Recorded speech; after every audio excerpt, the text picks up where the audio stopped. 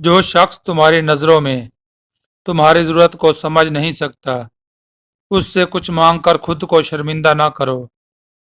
کسی کے صبر کا امتحان نہ لیا کرو۔ میں نے ایسا کرنے والوں کو اکثر پچھتاتے دیکھا ہے۔ لوگوں کے ساتھ ان کے کردار کے مطابق نہیں بلکہ اپنی تربیت کے مطابق رویہ اختیار کرو۔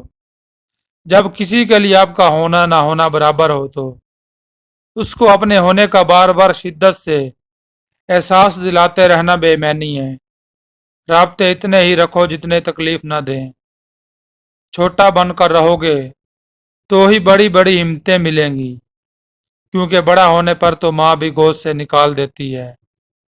سوچ منفی ہو تو ہر موقع پر مشکل نظر آتی ہے، اور سوچ مثبت ہو تو ہر مشکل میں حل نظر آتا ہے۔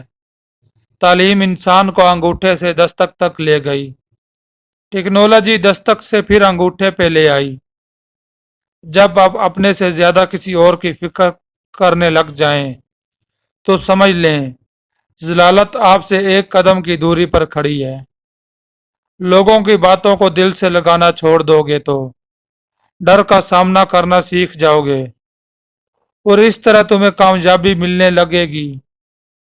اگر رکاوٹ کو ہٹا سکتے ہو تو ہٹاؤ، اگر ہٹا نہیں سکتے تو راستہ بدل لو، لیکن اپنی منزل نہیں چھوڑنی۔